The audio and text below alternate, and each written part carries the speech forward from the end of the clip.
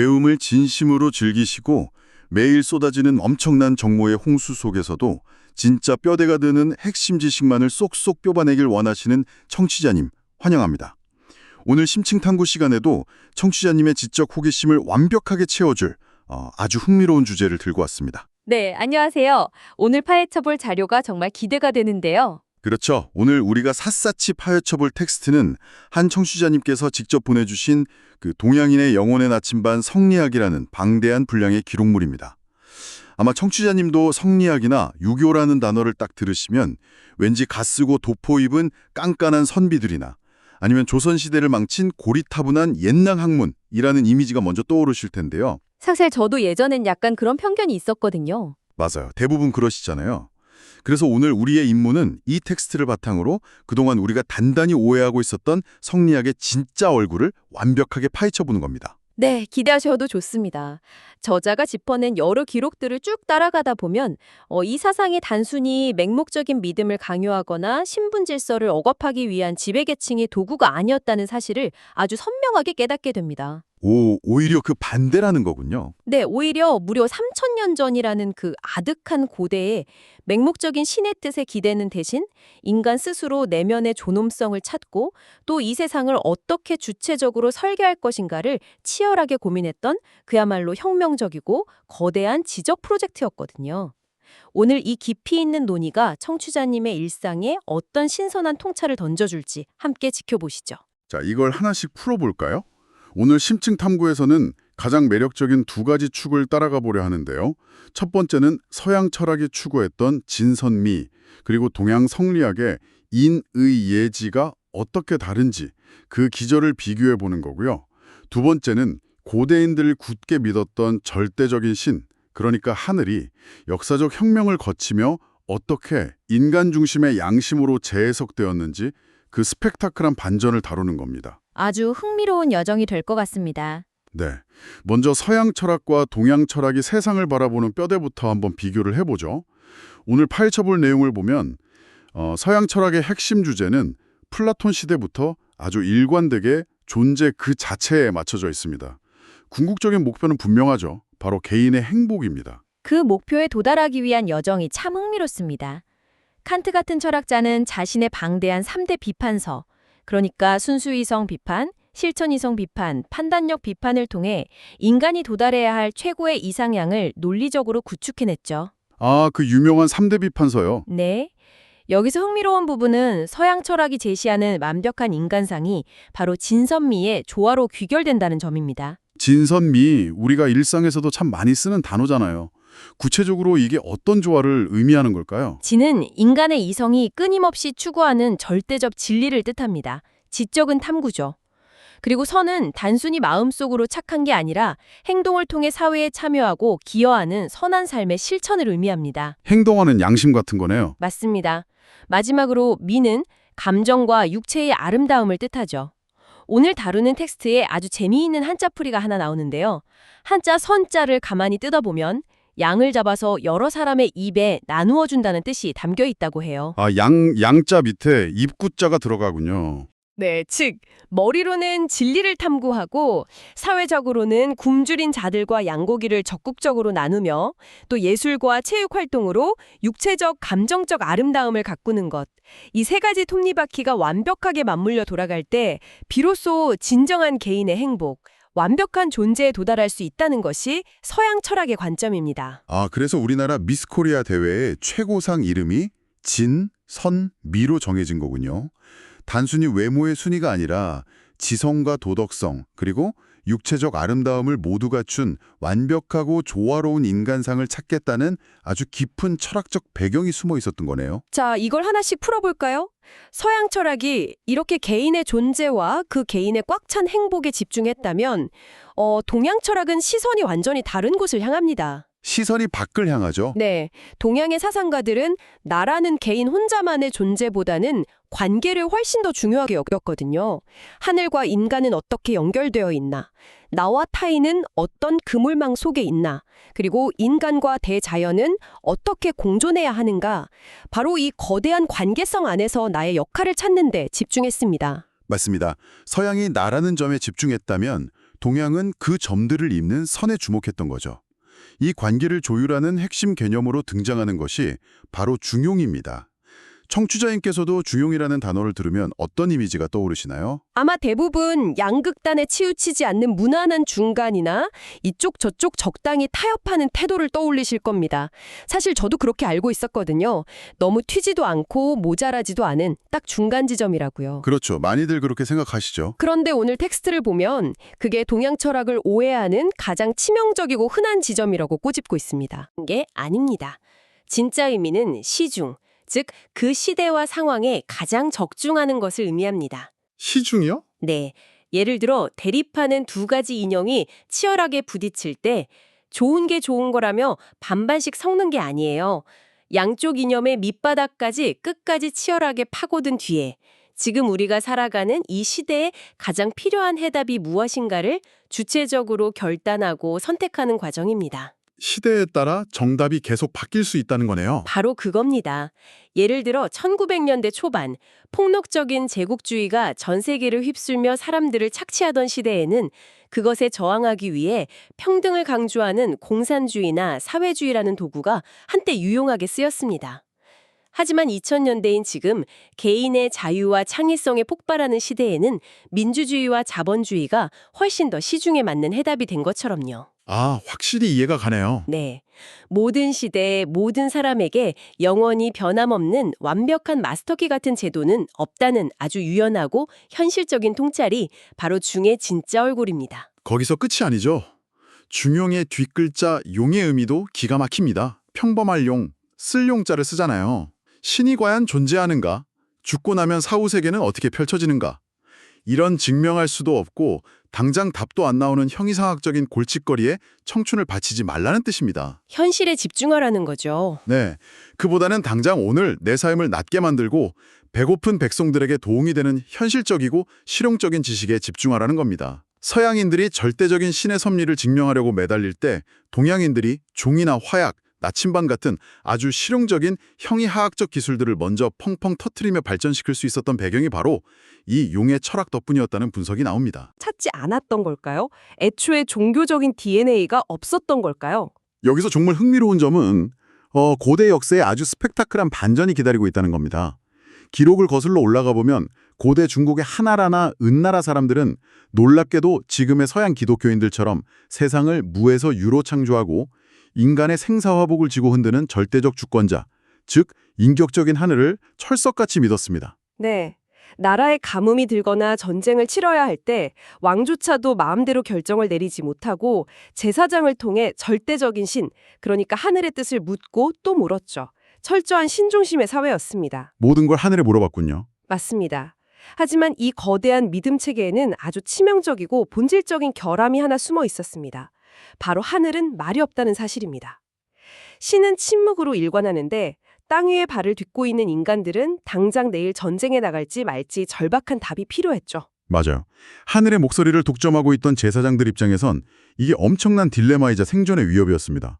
한번 상상해보세요. 군주가 내일 전쟁에서 이기겠소 하고 묻는데 제사장들이 자기들의 정치적 이속을 차리거나 눈치를 보면서 하늘이 이길 것이라 하셨습니다 하고 예언을 던집니다. 그런데 지면 큰일 나는 거죠. 그렇죠. 막상 전쟁터에 나갔더니 처참하게 대피하고 돌아온 거예요. 피투성이가 되어 돌아온 분노한 군주 앞에서 제사장들의 목숨이 온전했을까요?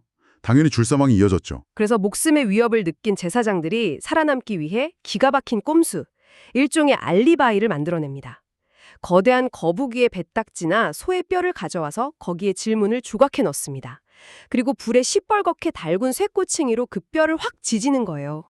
상상만 해도 끔찍하네요. 그러면 뼈가 불규칙하게 쩍쩍하고 갈라지지 않겠습니까? 그걸 군주와 백성들 앞에 들이밀면서 이렇게 외치는 겁니다. 보십시오. 이것이 하늘이 갈라지며 보여준 뜻입니다. 전쟁에 진 것은 제 탓이 아니라 하늘의 뜻이 흉하게 나왔기 때문입니다. 라고요. 우리가 학창시절 세계사 시간에 무작정 외웠던 한자의 기원, 갑골문자가 낭만적인 기록의 산물이 아니었네요. 제사장들이 자기 목숨을 부지하기 위해 만든 거대한 책임 회피용 꼼수였다는 사실, 청취자님은 알고 계셨나요? 저는 이 대목에서 정말 뒤통수를 한 대 맞은 기분이었습니다. 더 비극적인 것은 이 사이비 제사장들의 권력이 커질수록 국가 전체가 썩어 들어갔다는 겁니다. 말 없는 하늘을 핑계로 매일같이 거창한 제사를 지내고 점을 치다 보니 이성을 잃은 권력자들의 타락이 극에 달합니다. 은나라의 마지막 폭군 주왕의 그 유명한 주지육림 고사가 등장하는 배경이 바로 여기죠. 주지육님, 연못을 귀한 술로 채우고 숲의 나뭇가지마다 고기를 매달아 놓았다는 그 유명한 고사성어 말이죠. 네, 그게 단순히 비유적인 표현이 아니라 당시로서는 상상도 할 수 없는 엄청난 경제적 폭력이었습니다. 당시 술을 한번 빚으려면 귀한 곡식을 찌고 발효시키느라 20일 이상 엄청난 노동력이 들어가야 했습니다. 어마어마하네요. 게다가 고기는 냉장고 같은 저장 기술이 없었으니 짐승을 잡는 즉시 다 먹어치워야 하는 특권층만의 음식이었죠. 그런데 그런 귀한 음식들을 연못처럼 파놓고 숲처럼 매달아 놓은 채 궁궐에 모인 귀족들이 벌거벗은 채로 짐승처럼 입만 대고 뜯어먹으며 방탕함을 즐겼다는 겁니다. 백성들은 굶어 죽어 나가는데 말이죠. 결국 이 극단적인 도덕적 타락은 은나라의 처참한 멸망으로 이어집니다. 여기서 역사의 거대한 수레바퀴가 돌아갑니다. 폭군을 몰아내고 새롭게 들어선 주나라의 혁명 세력은 아주 곤혹스러운 정치적 딜레마에 빠집니다. 은나라의 한의를 섬기던 수백만의 백성들을 설득해야만 했거든요. 그렇죠. 명분이 필요했죠. 백성들 입장에선 이런 의문이 들 수밖에 없죠. 그렇게 영원무궁하고 절대적인 한일의 신이 도대체 왜 갑자기 마음을 확 바꾸어서 주나라로 왕조를 교체하게 만들었는가? 이 거대한 철학적 질문에 답하기 위해 중국 대륙 전역에서 내로라 하는 천재 지식인들이 쏟아져 나오기 시작합니다. 우리가 잘 아는 춘추전국 시대, 제자백가의 시대가 열린 거죠. 중국 역사상 유례없는 학문과 사상의 헌금기가 싹트게 된 배경입니다. 그리고 여기서 유가, 즉 훗날 성리학으로 발전하게 되는 학파는 역사의 길이 남을 엄청난 선언을 던집니다. 어떤 선언인가요? 하늘이 왕조를 무너뜨리고 마음을 바꾼 이유는 절대적인 신이 변덕을 부려서가 아니다. 통치자에게 덕이 없었기 때문이다. 다시 말해 도덕과 권력의 근거를 저 멀리 구름 위에 있는 말 없는 신에게서 찾을 것이 아니라 하늘이 인간 내면에 이미 부여해놓은 인간의 본성 안에서 스스로 찾아야 한다고 선언해버린 겁니다. 인간 내면의 덕으로 시선을 돌렸군요. 네, 이것은 인간을 신의 변덕에 휘둘리는 수동적인 노예 상태에서 해방시켜 스스로 도덕을 세우고 세상을 통치할 수 있는 주체로 끌어올린 엄청난 사상적 대혁명이었습니다. 유가 사상가들이 기존의 미신적이고 맹목적인 신성을 어떻게 미련 없이 버렸는지를 보여주는 뼈 때리는 일화가 하나 있죠. 한비자의 기우제 이야기입니다. 가뭄이 나무 심에서 황제가 온갖 정성을 다해 비를 내려달라고 기우제를 지냈습니다. 기적처럼 정말 비가 쏟아졌죠. 백성들은 난리가 났겠네요. 그렇죠.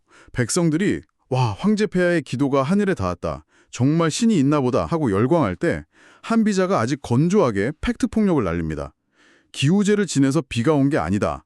기우제를 지내지 않았어도 어차피 자연의 법칙에 따라 올 비였다. 아주 차가운 분석이죠. 황제가 제사를 지내는 건 비를 내리게 하는 마법이 아니라 비가 오지 않아 불안해하는 백성들의 마음을 달래주기 위한 통치자의 정치적 퍼포먼스일 뿐이다. 라고요. 이걸 더 큰 그림과 연결해보면 신의 개입을 철저히 배제해버린 거죠.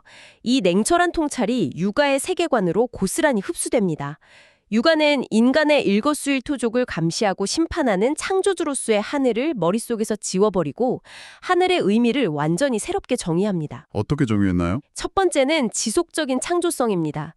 봄이 오면 꽃이 피고 가을이 되면 열매를 맺듯 우주가 끊임없이 생명력을 순환시키는 에너지 그 자체로 본 것이죠. 두 번째가 정말 파격적인데 바로 자유재량입니다.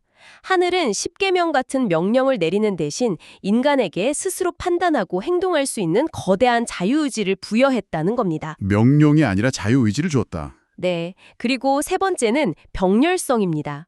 하늘과 땅, 인간이 누가 누구를 일방적으로 지배하는 게 아니라 각자가 간섭 없이 자신만의 법칙대로 나아간다는 개념입니다. 와, 각자의 길을 간다는 이 병렬성의 개념? 이거 어디서 많이 들어본 것 같지 않으신가요, 청취자님?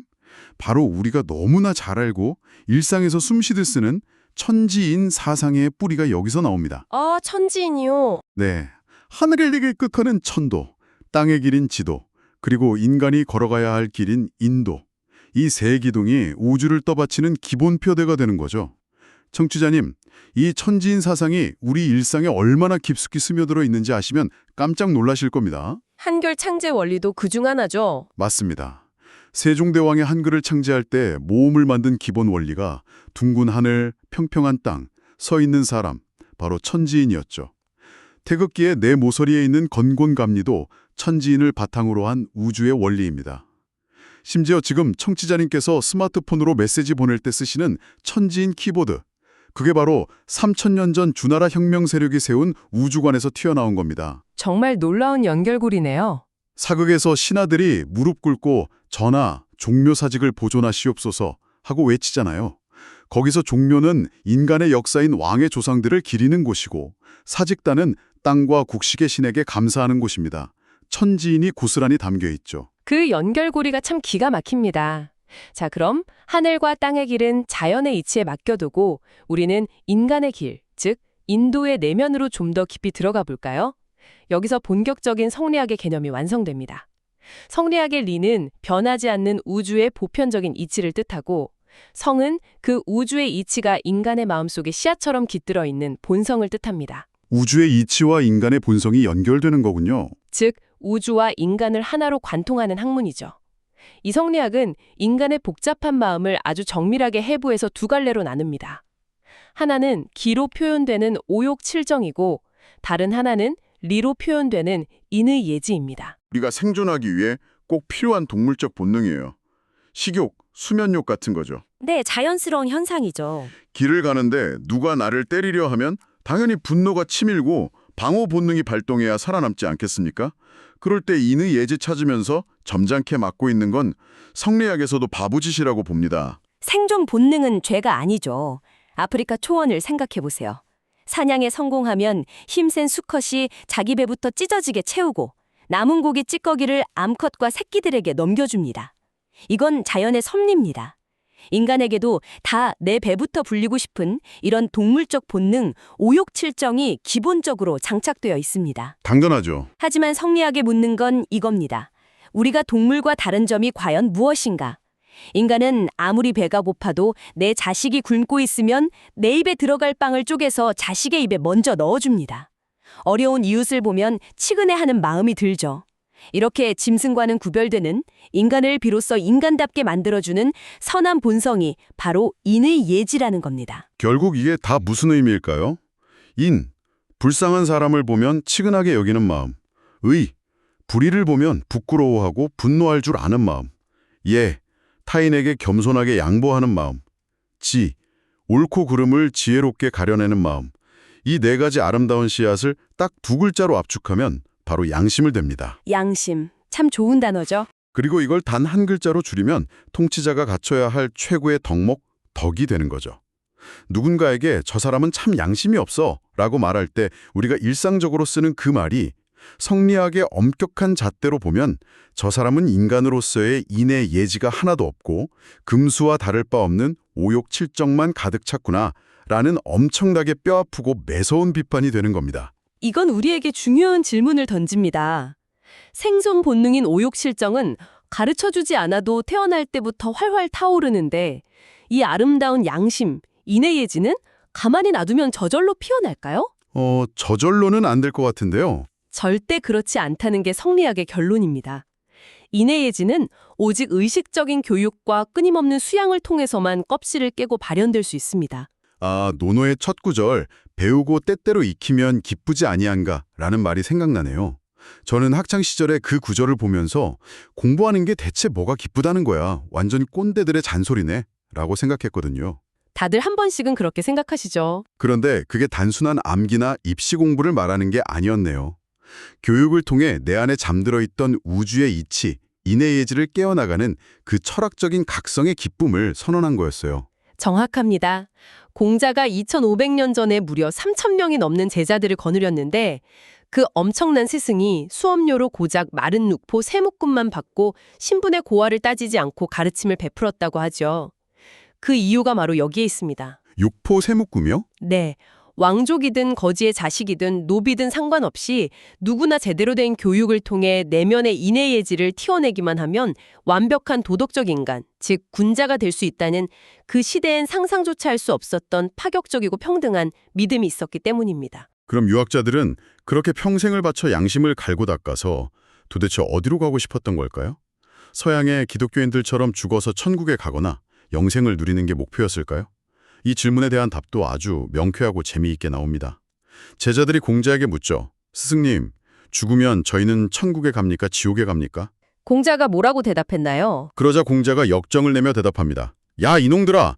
나는 지금 두 발 딛고 살아가는 현실의 이치도 다 깨닫지 못했는데 죽은 뒤의 일을 내가 어찌 알겠느냐. 또 다른 제자가 귀신은 어떻게 모셔야 하냐고 묻자 살아 숨쉬는 네 부모와 이웃도 제대로 모시지 못하면서 무슨 얼어 죽을 귀신 타령이냐 하고 호통을 치죠. 아주 현실적이고 단호하네요. 성리학의 세계관에서 죽음이라는 것은 영원히 하늘로 올라가는 게 아니라 살아남은 사람들의 기억 속에서 서서히 흩어져지고 잊혀져 자연으로 돌아가는 과정을 의미할 뿐입니다. 사후세계의 보상이나 처벌이라는 개념 자체가 아예 존재하지 않는 거죠. 죽어서 가는 천국이 없다면 유학자들이 꿈꿨던 궁극적인 이상향은 도대체 어디였단 말입니까? 바로 지금 우리가 숨쉬며 살아가는 이 현실의 땅입니다. 오늘 파헤친 텍스트에서는 이를 만물유권이라는 아주 장엄한 개념으로 묘사합니다. 우주 만물이 각자 생겨난 본성대로 서로 해치지 않고 조화롭게 길러지며 공존하는 상태. 현실 속의 조화로움이네요. 네, 내 안에 양심을 깨워서 가장 가까운 가족에게 효를 다하고 그 마음을 넓혀 이웃과 사회의 예를 지키며 나아가 국가와 공동체에 충을 다하는 도덕적인 개인들. 이들이 촘촘하게 그물망처럼 연결되어 이 땅 위에 직접 지상천국을 건설해보자는 것. 이것이 바로 성리학에 꿈꿨던 거대하고 가슴 뛰는 마스터 플랜이었던 겁니다. 이쯤에서 우리는 이 텍스트의 저자가 서두에 던졌던 아주 민감하고 도발적인 주장 하나를 짚고 넘어갈 필요가 있습니다.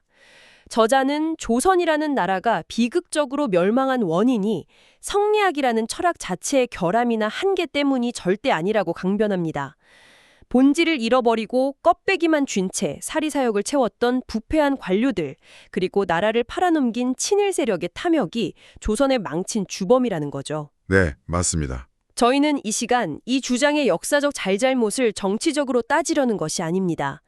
다만 이 기록이 우리에게 간곡하게 전하고자 하는 핵심, 즉 성리학 본연의 진짜 얼굴은 백성을 억압하고 계급을 나누는 숨막히는 족쇄가 아니라 만물이 조화롭게 공존하는 만물유권을 향해 나아가는 아주 정교하고 위대한 도덕적 나침반이었다는 사실에 주목하고 싶습니다. 맞아요. 이 오래된 나침반이 현대사회에서 어떻게 시퍼렇게 살아서 작동하는지 보여주는 아주 감동적인 사례가 기록의 마지막을 장식하고 있습니다.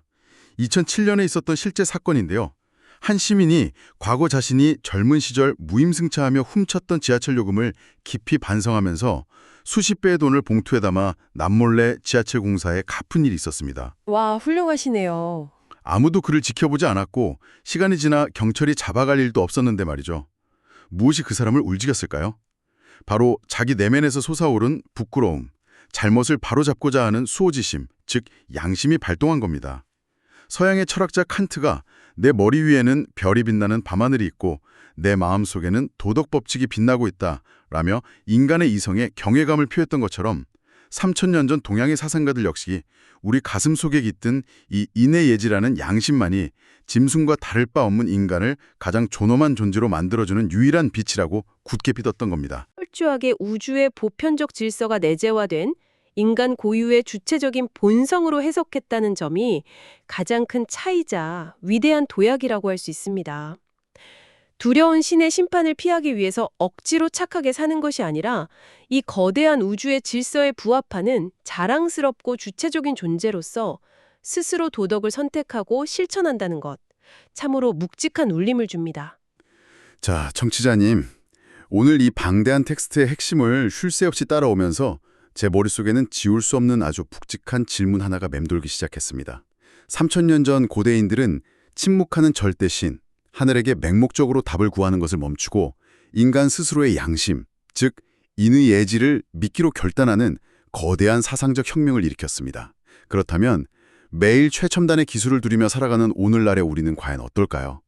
참 생각해볼 문제죠. 우리는 혹시 눈에 보이지도 만져지지도 않는 거대한 데이터 알고리즘이나 인공지능이라는 아주 새롭고 강력한 말없는 신을 우리 손으로 다시 만들어내고 있는 것은 아닐까요?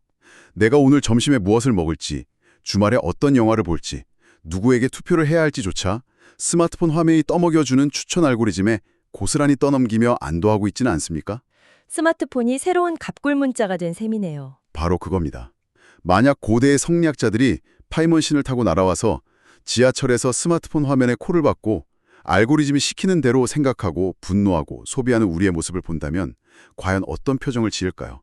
혹시 스스로 생각하고 결단하는 주체적인 나침반, 인의 예지를 내다버리고 편안함과 쾌락이라는 오역칠정의 동물적 본능에만 충실하게 살아가는 현대판 노예의 삶이라고 불같이 호통치진 않을까? 그 질문이야말로 3000년 전에 낡은 학문인 줄만 알았던 성리학이 시간을 훌쩍 뛰어넘어 오늘을 살아가는 우리에게 벼락처럼 던지는 가장 뼈아프고도 예리한 화두가 아닐까 싶습니다. 나의 도덕적 판단과 삶의 주체성을 외부의 거대한 시스템이나 알고리즘에 아무런 의심 없이 위임해버릴 때 인간은 결국 도덕적 주체로 섰던 혁명을 뒤로하고 또다시 말없는 신의 지배를 받으며 두려움에 떨던 그 고대 은나라의 야만으로 회귀해버릴지도 모르는 일이니까요. 네. 오늘 하루만큼은 청취자님께서도 나를 조종하는 차갑고 정교한 알고리즘의 추천 목록에서 잠시 눈을 떼보시는 건 어떨까요? 대신 3000년의 시간을 견뎌내고 내 마음속 가장 깊은 곳에서 조용하지만 굳건하게 빛나고 있는 인외의지라는 나침반을 한번 가만히 들여다보고 내가 스스로 결단하는 시간을 가져보셨으면 좋겠습니다. 지적 갈증을 채우고 배움의 즐거움을 나누는 심층 탐구 시간. 오늘 준비한 내용은 여기까지입니다. 청취자님, 오늘도 세상의 소음이 아니라 내 안의 양심이 이끄는 가장 주체적이고 인간다운 하루 보내시길 바랍니다.